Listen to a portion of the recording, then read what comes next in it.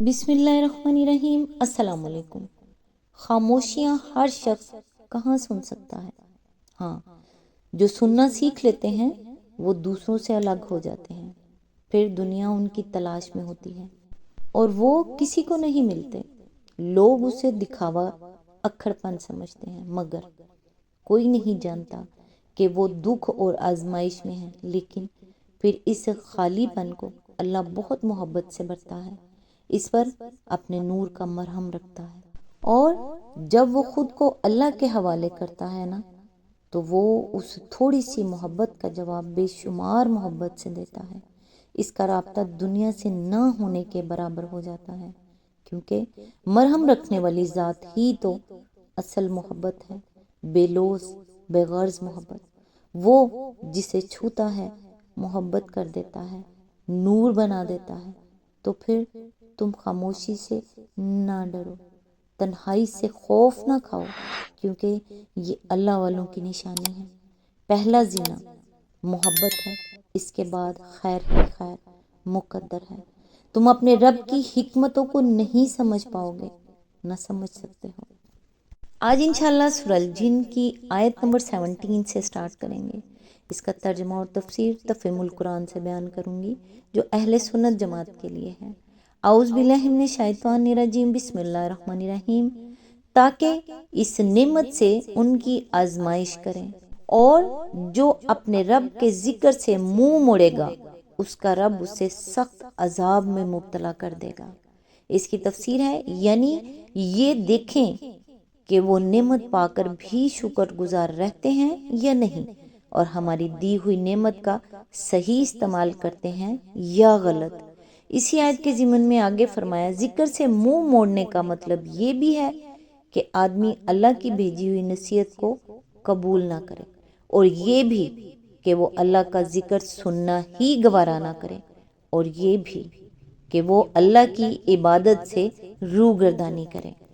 आयत नंबर 18, और ये कि मस्जिदें अल्लाह के लिए हैं, लिहाजा उनमें अल्लाह के साथ किसी और को ना पुकारो। इसकी तफसीर है, मुफस्सरीन ने बिलामुम मसाजिद को इबादत गाहों के मायने में लिया है, और इस मायने के लिहाज से आयत का मतलब ये है कि इबादत गाहों में अल्लाह के साथ किसी और की इबादत ना की जाए। हज़रत हसन बसरी कहते हैं कि ज़मीन पूरी की पूरी इबादत गाह है, और आयत का मंशा ये है कि खुदा की ज़मीन पर कहीं भी शिर्क ना किया जाए। इनका इस्तदलाल नबी सल्लल्लाहु अलैहि वसल्लम के इस इरशाद से है कि मेरे लिए पूरी ज़मीन इबादत की जगह और तहारत हासिल करने का ज़रिया बनाई गई है। हज़रत सईद बिन जुबैर ने मसाजिद से मुराद वो अज़ा लिए हैं जिन पर आदमी सजदा करता है, यानी हाथ, घुटने, कदम और पेशानी। इस तफसीर की रूह से आयत का मतलब ये है कि ये अज़ा अल्लाह के बनाए हुए हैं, इन पर अल्लाह के सिवा किसी और के लिए सजदा न किया जाए। आयत नंबर 19, और ये कि जब अल्लाह का बंदा उसको पुकारने के लिए खड़ा हुआ तो लोग उस पर टूट पड़ने के लिए तैयार हो गए। इसकी तफसीर है, यानी अल्लाह के बंदे से मुराद यहाँ रसूलुल्लाह सल्लल्लाहु अलैहि वसल्लम है। आयत नंबर 20, ए नबी कहो कि मैं तो अपने रब को पुकारता हूँ और उसके साथ किसी को शरीक नहीं करता।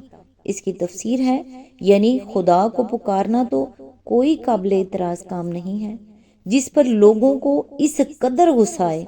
अलबत्ता बुरी बात अगर है तो ये कि कोई शख्स खुदा के साथ किसी और को खुदाई में शरीक ठहराए, और ये काम मैं नहीं करता, बल्कि वो लोग करते हैं जो खुदा का नाम सुनकर मुझ पर टूटे पड़ रहे हैं।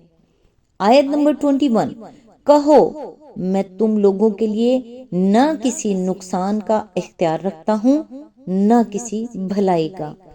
आयत नंबर 22, कहो मुझे अल्लाह की गिरफ्त से कोई नहीं बचा सकता, और ना मैं उसके दामन के सिवा कोई जाए पनाह पा सकता हूँ। आयत नंबर 23, मेरा काम इसके सिवा कुछ नहीं है कि अल्लाह की बात اور اس کے پیغامات پہنچا دو۔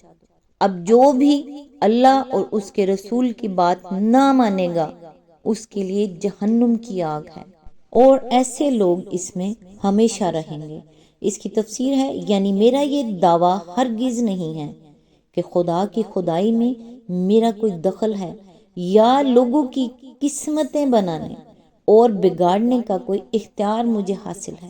میں تو صرف ایک رسول ہوں، اور جو خدمت میرے سپرد کی گئی ہے وہ اس سے زیادہ کچھ نہیں ہے کہ اللہ تعالیٰ کے پیغامات تمہیں پہنچا دوں۔ باقی رہے خدائی کے اختیارات تو وہ سارے کے سارے اللہ ہی کے ہاتھ میں ہیں۔ کسی دوسرے کو نفع یا نقصان پہنچانا تو درکنار، مجھے تو خود اپنے نفع و نقصان کا اختیار بھی حاصل نہیں۔ اللہ کی نافرمانی کروں تو اس کی پکڑ سے بچ کر کہیں پناہ نہیں لے سکتا، اور اللہ کے دامن کے سوا کوئی ملجا و ماوا میرے لیے نہیں ہے۔ مزید تشریح کے لیے ملاحظہ و تفہیم القرآن جلد 4 سورہ شورى حاشیہ نمبر 7۔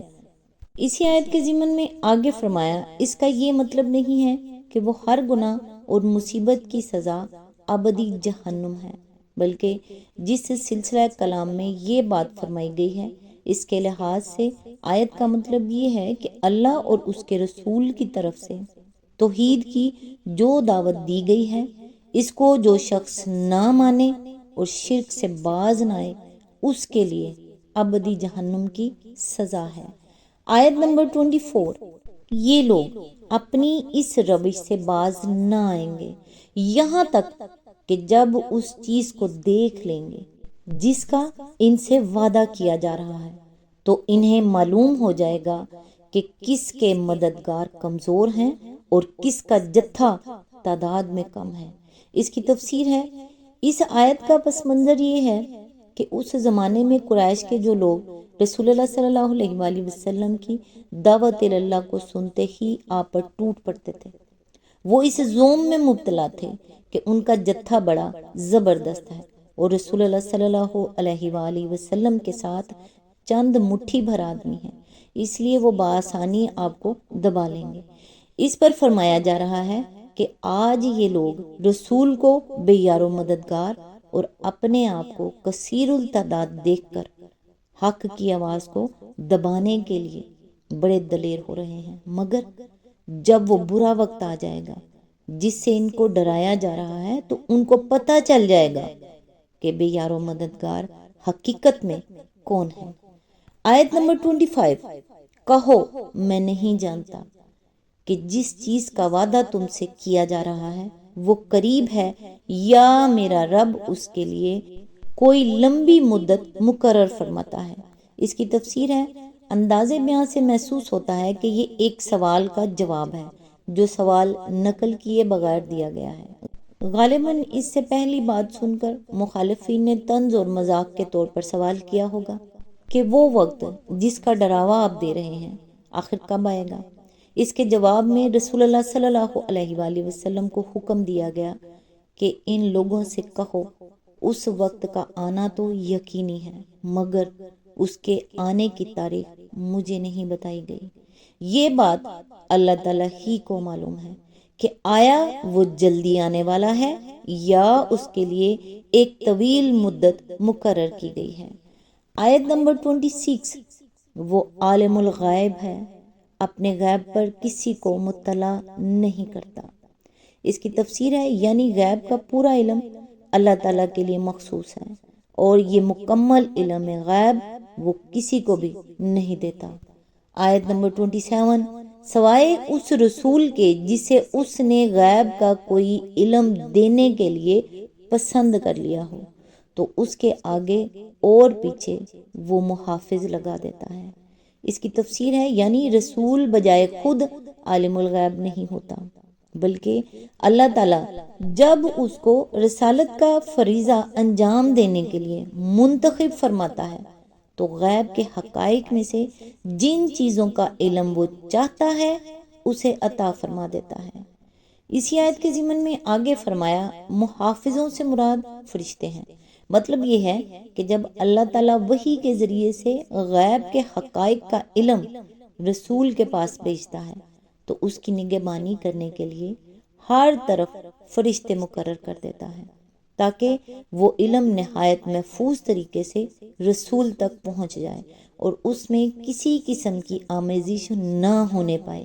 یہ وہی بات ہے جو اس سے پہلے آیت نمبر 8 اور 9 میں بیان ہوئی ہے کہ رسول صلی اللہ علیہ وآلہ وسلم کی بعثت کے بعد جنوں نے اپنے لیے عالم بالا تک رسائی کے تمام دروازے بند پائے اور انہوں نے دیکھا کہ سخت چوکی پہرے لگ گئے ہیں جن کے باعث کہیں ذرا سی سنگن لینے کا موقع بھی ان کو نہیں ملتا۔ آیت نمبر 28 تاکہ وہ جان لے کہ انہوں نے اپنے رب کے پیغامات پہنچا دیے اور ان کے پورے ماحول کا احاطہ کیے ہوئے ہیں اور ایک ایک چیز کو اس نے گن رکھا ہے۔ اس کی تفسیر ہے، اس کے 3 معنی ہو سکتے ہیں۔